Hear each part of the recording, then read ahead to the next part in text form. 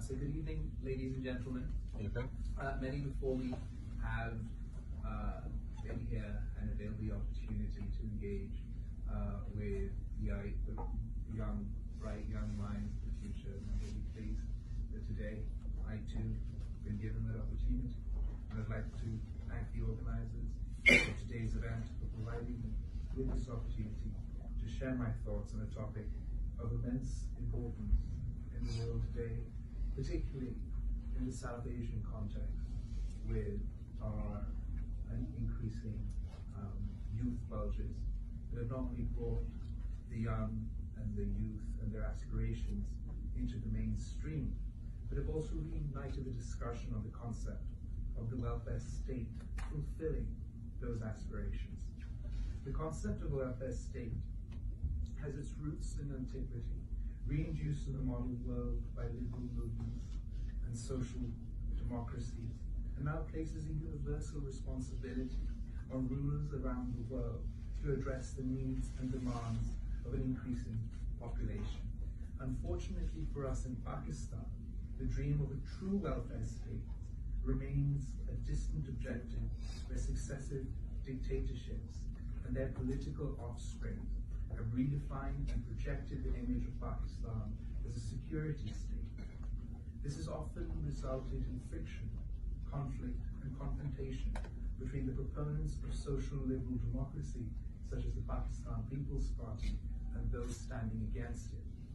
Ladies and gentlemen, the very foundation of the Pakistan People's Party were laid on the concepts of a welfare state. When Zulfikar Ali Bhutto first raised the slogan Roti Kapra and Makan, or food, clothing, and shelter, it was his dream that no Pakistani should be deprived of these basic human necessities. And he believed that his vision couldn't be realized without challenging the status quo. In 1967, when Zulfikar Ali Bhutto saw that the people's will was being subverted by mercenary decisions taken in the interests of a few, he had the moral courage to leave the corridors of power and stand with the masses in order to fight tyranny. What followed was a time of trials and tribulations, one of ultimate popular triumph, triumph that could not have been achieved without sacrifice. With the democratic concept of a one man, one vote, he first planted the seeds of equality, without which there can be no welfare state. For the reactionary forces in a country long dominated by the right, his founding of the Pakistan People's Party in 1967 was a major setback. They resented this movement of the emancipation of the downtrodden, aimed at bringing dignity and rights to Pakistani people. His slogan of Roti Kapra and Makan, food, clothing, and shelter, brought the focus of Pakistani politics firmly to the economic concerns of the masses. And for us, this focus has never shifted. His governance laid the foundations for a professional and middle class to emerge, bridging the gap between the very rich and the very poor. He was a revolutionary who dedicated his life to the oppressed and suppressed masses, who waged a war against poverty and for human dignity, who stood by the poor and lived and died for them. He believed that a welfare state is one in which there is no exploitation and which calls for a balance of power. For the first time in our history, he gave the country a unanimous constitution that safeguarded the rights of each and every citizen.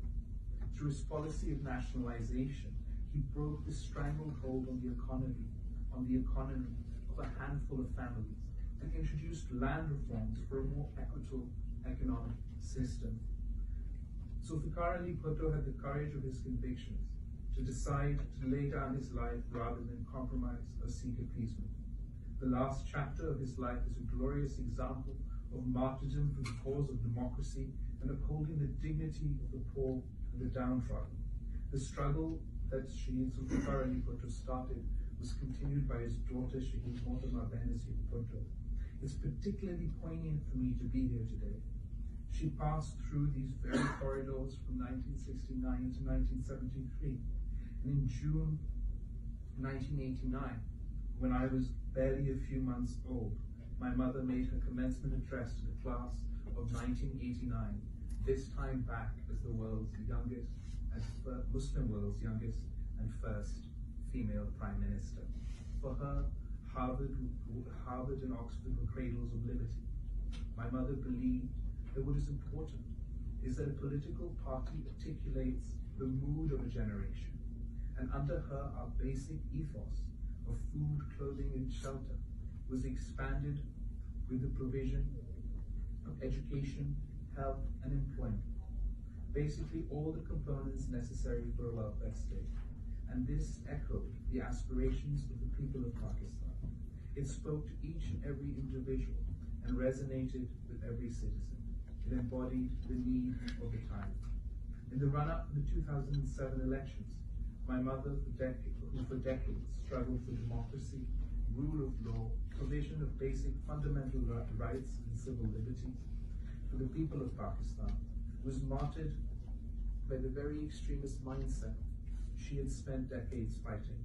And thus when the Pakistan People's Party government formed in 2008, it was without her to physically lead the helm of affairs. However, she left a blueprint of where she wanted us to take her country. My dream, she said, is for my land and my people to cease fighting and allow our children to reach their full potential, regardless of sex, status, or belief. While the ceasefires, we pushed the policy of reconciliation, we also left no stone unturned to ensure that all her children were allowed the opportunity to reach their full potential. With this end in view, the Pakistan People's Party first brought in the 18th Constitutional Amendment, which devolved power and control of resources to the provinces, so that service delivery by the state to its citizens could be done more effectively. We introduced a multi-pronged criteria for resource distribution between provinces. Where earlier only population was considered, we brought in factors like poverty and backwardness. In addition to this, for the first time in Pakistan's history, we recognize the right to education as a fundamental right. But education in and of itself is not enough. What we need is to improve the quality of education. Not only do we need to teach critical thinking, we need to reform and de-radicalize our existing curriculum. Unfortunately, we have dictators to thank for generation upon generations of young Pakistanis having been engraved with cultural and religious intolerance and biases. This they need to unlearn as we teach them not to hate or fear the other or the different, but to respect and celebrate diversity. And in SIN, we have already begun working on curriculum reform. We are focusing on countering violent extremism and promoting inclusiveness. Curriculum reform has remained one of our priorities, along with imparting life skills education to our youth. In an effort to increase the opportunities available to young people, during the Pakistan People's Party government of 2008 to 2013, a program called the National Internship Program was launched, which continues to this day. Under this program, around 30,000 youths were engaged each year who have successfully completed 16 years of degree education. They were given real-life work experience to facilitate their employability in the future. The interns were even paid a monthly stipend. Special programs were devised for underdeveloped regions of Balochistan, Malakand, and the rural areas of Sindh. We began the Benazir Bhutto Youth Skill Development Program, a skill-based program where young people were taught vocational skills that increase their employability. In addition to these, several other initiatives were taken for youth development. These include international youth exchange programs, youth conventions, youth awards, mobile programs for computer literacy, and setting up youth activity centers for sports and recreational activities. Before Malala Yousafzai was internationally recognized, she had been recognized by the Pakistan People's Party government, awarding her the National Youth Peace Prize. Student unions were banned in Pakistan by the military dictatorship of General Zia al-Haq. Through parliamentary instruments, however, the the Pakistan People's Party has revived the debate about student unions. We believe student unions can be restored through parliamentary intervention. This is very high on our agenda, so as to enable the youth to lead for themselves, to bring about the change in their lives by themselves. Similarly, labour unions are necessary to allow for structuring and strengthening of labour. During my grandfather's tenure, Pakistan People's Party supported labour unions, strengthened them, offered protections and rights under the law. They got pensions, access to healthcare and education for their children. More recently, Sindh became the first province to enact a tripartite labour policy, taking on board the government known as the labour force. However, it is a fact that labour unions are weakening, and with them the collective bargaining power of the labour force. And our objective is to strengthen them and give them space at the table. So this is some of what we've done. Now, where do we